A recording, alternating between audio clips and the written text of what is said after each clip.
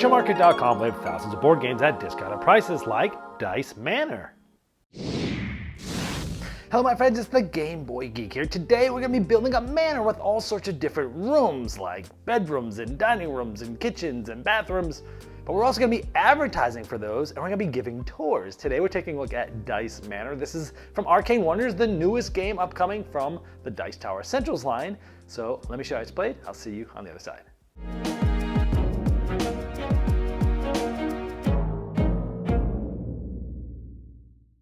In Dice Manor, you're going to be placing dice as bids to do different things, like gather blueprints to then build your manor. Or you can be building different types of rooms, like bedrooms and offices and dining and kitchen. And you're going to be able to give tours of your manor and get points that way. There's many ways to get points. Let's show you how it works.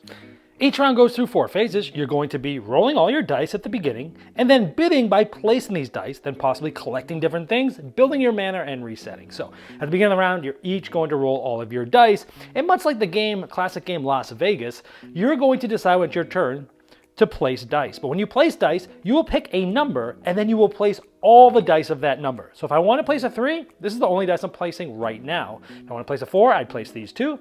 A 5, this one, a 6, all 3. So let's say I decided to place 6s. So I must place all 3 of these dice, but you can split these dice up any way you see fit. Now you'll see over here, there's an advertising board that we can use those dice to advertise or try to bid to advertise. We'll talk about that in a minute. You can also bid for blueprints. You'll notice there are certain types of rooms that come out. These 3, you'll need dice of 4, 5, or 6 to get a bedroom, a dining, kitchen, or a library. Now these tiles always look the same configuration from a polynomial standpoint for each one. There's a whole stack of these that are face down off the side, and each round these will get sort of filled with whatever's there because there's going to be certain colors, there's going to be certain dice values. This is a little bit of randomness. So I could, if I wanted to, place all 3 6s here. And this is like sort of bidding for that tile. After I place dice, it's going to be the next player's turn. They're going to roll the dice and they're going to select one set of numbers that's all the same number and place it and keep going. When it comes back to you, you'll do it again. You'll roll all the dice that you have remaining and you'll do the same thing over and over until everyone's out of dice, meaning some players might be out of dice sooner than others, but you're all placing the same amount of dice each round. But let's say I had placed these 3 6s here. Now let's say the green player rolled 3 6s and they wanted to put all 3 of them here. They did. Now if they are less than or tied with an amount of numbers, it kind of pushes away from the board. Whoever's dice are close to the board is winning the bid. But let's say on a future turn in this round, the green player puts another 6 here.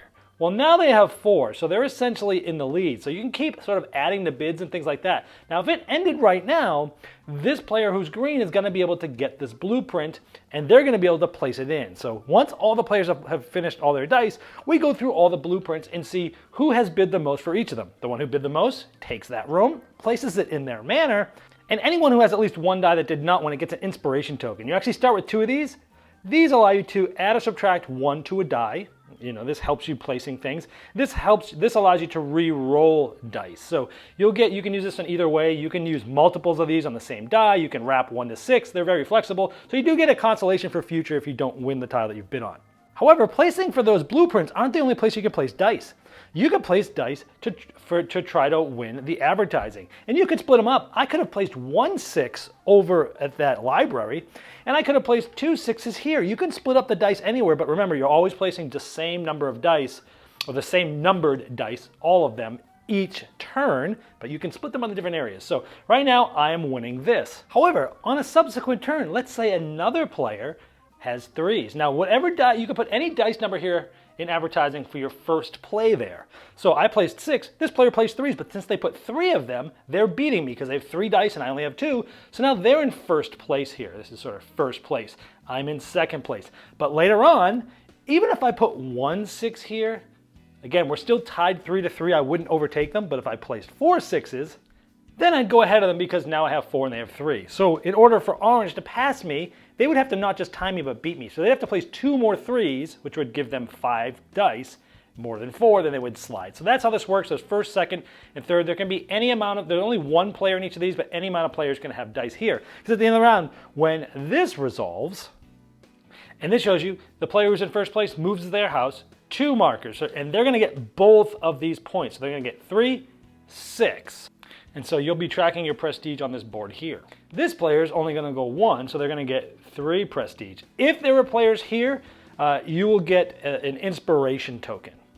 However, all players get to move their bonus die depending on how many dice they bid. This one bids 4, so it's going to go 1, 2, 3, 4. This one get 3, 1, 2, 3. Now this is important because anytime the die matches this, whether it's this going this way or this going this way, you get to take this, add it to your pool. Next round you have an extra bonus die. So at most you'll be able to get 2 bonus die to add to the ones that have 9 total.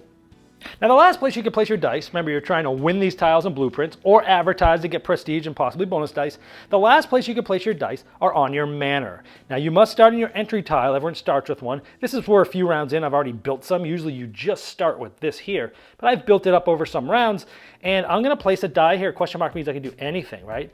Now this is why you might want to split dice up. Maybe I had 3 5s. Right? Maybe I put one of them over on a blueprint or advertising, and maybe I put one here, and you always have to go adjacent. And here, this could be a 1 or a 5, or maybe I placed the third one here. Maybe I didn't. Maybe I really needed something on the bidding board. You have the flexibility of splitting, which is a really big part of the strategy here. Now this is important because this is you giving tours. So the first time I placed this round, I placed the 4 here. And because it was just one die, I got an inspiration token. This next time I placed both 5s here, and then you have to do it through connected rooms and connecting to dice you've already placed. But here I placed now 2 dice. And 2 dice is gonna get me 2 prestige, and so on and so forth. So when you place dice, if you place more and more, again, they have to connect. And since you're placing dice of the same type, you want to do that, but that's another time where sometimes you're going to want to connect rooms. Like this one's a 1 or a 5.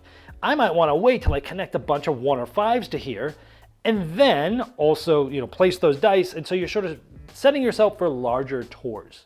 And at the end of the round, you're still going to get 1 prestige for each of the die you have in your manor as well. Now once you've collected from your tours, you take the dice off, and then everyone's going to build. Any of the tiles, the blueprints that they had won bids on, they'll place. And you can rotate them anyway, but you have to match at least one door with another door. And you have to make sure you don't block anything. If this was a door here, you couldn't put this here because it's a wall and a door. I would have had to have flipped it. But this is legal. Now look at this. I'm building up a 1 engine here for tours, and there's a 1 here. If I can get 1s to come all the way around here, I could build up a really great engine for tours there. Then you'd go to the next round. You would discard any tiles, blueprints not bought, you put new ones out there, and then you'd pass the first player mark and you'd go again. After 4 rounds, you go to a grand tour. Then everyone in this grand opening section, which is basically the end of the game, gets to roll all their dice again, and simultaneously you're placing them, but you're only placing them in your manor for a final, like a grand opening tour, if you will. And you're going to score tours just like you did before, but instead of getting 1 prestige per die at the end, you're going to get 3 prestige per die. And then you're going to look at majorities for the end of the game of your manor. You're going to get a diversity bonus for your manor, sort of having unique room types, however many you've got a certain prestige. If you have the largest manor, you get 12 points, second place is 6. You're going to get 1 for every 2 leftover inspirations, and you're also going to get color majorities, so that the amount of rooms you have, you'll get first place or second place points, depending on the color. Whoever has the most points at the end is the winner. All right, now before I get to my final thoughts, I want to let you know that if you like my content, there's now ways to get bonus content like first impression videos well before a review will come out, or for many games I don't even end up reviewing. You can even vote for which games get reviewed on the channel. You can also see me opening up packages and getting content earlier than everyone else. Well, if you like that, you can check it out at patreon.com/GameBoyGeek. Yeah, when playing this game, I quickly realized this is simply it's more than a mix of the game Las Vegas, the older sort of dice area control game that was nominated for Spiel des Jahres, and Castles of Mad King Ludwig, kind of. Like if you took those 2 things of like rolling dice and placing all of one set of dice on something like area control, but then also building rooms and room types and room colors matter, and you're trying to put the entrances and build this cool thing. It's like those 2 games. I like those 2 games a lot. And this kind of like brings those 2 aspects of mechanics from Las Vegas and sort of mechanics and theme a little bit from Castles of Mad King Ludwig, and kind of puts them together. So you build in your own thing. It's fun. I like house building games, city building games, things like that. So let's talk about what I liked about it mechanically. I love the fact that when you're rolling the dice, the big difference here between how Las Vegas works and this is that when you roll your dice, sure, you can only select 1 die value, but you're selecting how many dice you want, right? And so you're deciding, ooh, I got 3 6s, Do I want to spend these and really try to lock up something or like really strongly deter other people from staying away from that big library? Or do I want to just place this single one? I don't really have a huge desire for that building, but the blueprint, but I only get rid of one die. And as it gets towards the end, I'm going to have some more decisions to make, and people are going to be out of dice and they're not going to be able to sort of react to me. So I love that that aspect that was in Las Vegas is in this. But what makes this even better is that you get to split your dice up. So if you have those 3 6s, you could be like, I'll put one on, I'll put 1 or 2 on the building, the blueprint, and I'll put 1 on the advertising. Or maybe I'll put 1 in the building, 1 in the advertising, and 1 on my my foyer to start giving a tour and get an inspiration token. I love that you have the splitting up the dice aspect. It really takes that idea from Las Vegas and just makes it even better. Like there's so many more things that you could do with your dice, just a better decision space. I like that you have the building room synergies with the numbers and the colors because you're trying to build things for endgame goals and you're trying to have the majority of colors, but you're also trying to have the a variance between all. You want to have like one of each of the types of rooms if you can for big points. And the numbers and the colors are sort of they're designed where they're kind of like all over the place. They sort of overlap a little bit, right? And so you're trying to find the right building that has the right number for the tours, but has the right color for your majorities, that has the right icons for your variance bonus at the end. And there's just a lot going on here for how light the game is. I really like it. I think the game is very light, very streamlined, but has a good decision making, good depth here. I like the advertising. When you go for the advertising, it's like, I'm going to be trying to get a bunch of points because if you win the advertising, you get to go twice and score both of those sets of points.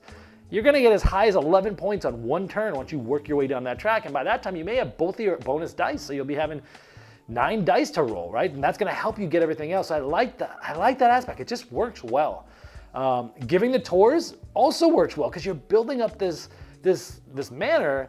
And if you build it up in a way where you have a bunch of the same dice or a few of those libraries with the question marks and you've got this thing where you've got this sort of engine built where you can give a lot of tours if you roll the right dice. You get something set up where you have like 3 or 4 3s, and then you're able to, so you still have to roll the 3 or 4 3s. You're able to put them up all at once to get the big points. That's pretty good. I like that. I like the for a consolation, if you're going after something like the advertising and you come in last place, or you don't get one of the blueprints that you were trying to go for, you get an inspiration token. Those things are great for re-rolling your dice or manipulating your dice, and you can use the multiples and 1s and 6 wrap, and just everything that they did in this, you just go, yep, that makes sense. Yep, that's good. Yep. I mean, everything is just positive feedback in this game as you're playing. Even when you get beat, you get something, right? So modifying those dice is pretty cool. The purple magic rooms are awesome because if you put that next to 2 different colored rooms during the end game bonuses, that's going to act as both colors. That's really cool. So overall, this game, the things I liked about it, it's just it's just fun. It just streamlines. It flows. It's fast. 30 minutes for 2 players at most. 45 for 4 players at most. Like, it's pretty quick and it's very streamlined. It just runs well. There are some negative things. No game's perfect. I have one nitpick and one thing that I have a bigger problem with. The nitpick is the box cover and the name. I mean, you look at it, and if I'm walking by a game store, I see the word Dice Manor, and I see that box cover, it's not making me even flip the box over to see what the game's about. I think if you had this grandiose manor in the background, maybe you have some dice on a tower or something like that, or I think they could have made it so much more inviting from that box cover, and maybe even come out with a more clever name to really make someone turn around the box. Because when you open the box and you play it, you're going to be happy. But I think it's going to get skipped in game stores because of that, unfortunately. My bigger problem is I'm not convinced that the majorities in the scoring at the end are balanced. Now, granted, I have not played this game hundreds of times like the playtester's done, and Arcane Wonders know what they're doing. So I'm not really arguing this. I am just saying that in my experience, after playing it with all the player counts and seeing multiple times and multiple strategies and trying different things, especially in a 2-player game. In a 2-player game, I mean, and all the majorities are like 12-6. 12 for first place, 6 for second place. I'm surprised they didn't change that for 2 players a little bit. Even maybe make it 12-8 or 10-6 or maybe even 10-8. Like, it's because in the 2 players, it's so much easier to win the majority because you only have to beat one other player.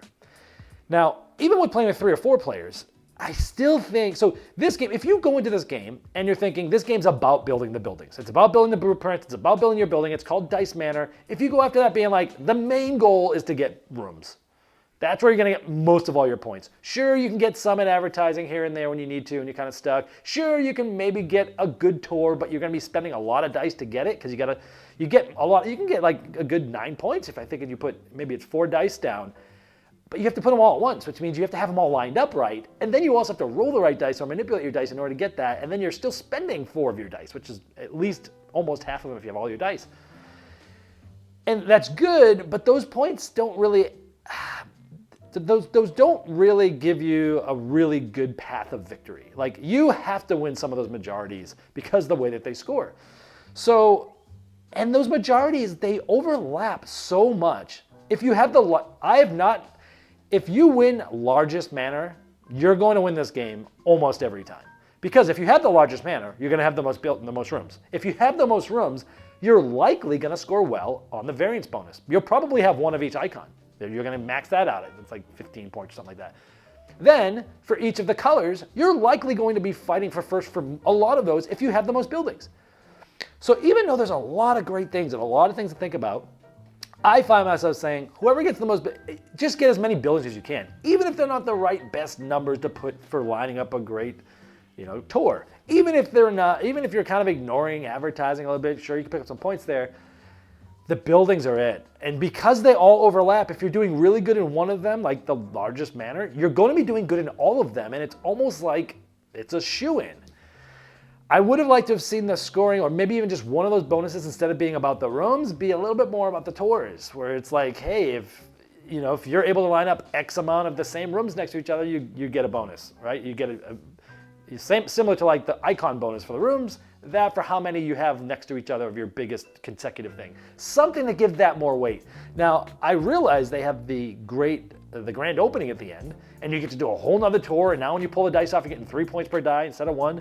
I see that they tried to make that more valuable. It's still not better, because you're not going to be getting, even if you have a good 4 or 5 die tour there, like you're getting 15 points. And it's like, well, if I win one of those goals, I'm getting 12, right? And likely if I'm winning one of them, I'm going to be winning some other ones. I don't know. Again, it's probably balanced. I'm not going to say Arcane Wonders didn't balance the game. It's just you have to go in it knowing it's all about the rooms. These other things about doing the tour, doing the advertising, it gives you the illusion that there's 3 paths of victory where there really isn't.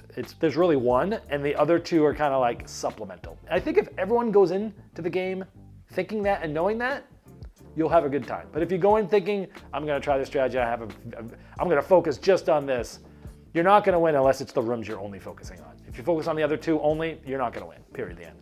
So I have a problem with end-game scoring and how the thing scores, but in the end, this is a fantastic game. I really like it. I think everything about it makes sense. I think if you like dice rolling, if you like area control with dice rolling, if you like moving up and down tracks, if you like polyomino stuff, building rooms, building houses, it's good. It's a really good game. It's Dice Manor. That's what I think about it. This has been a Game Boy Geek, breaking down barriers, growing relationships for board games by helping you find the next one you'll love. Game Toppers not only transforms your existing table into a high-quality gaming solution, but they now offer full leg kits and dining cover solutions for the full table application.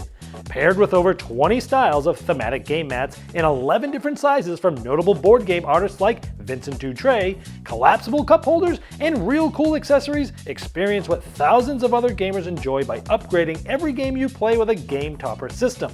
Save hundreds of dollars on Game Topper package deals that are in stock now for immediate shipping at GameToppersLLC.com or click the link below.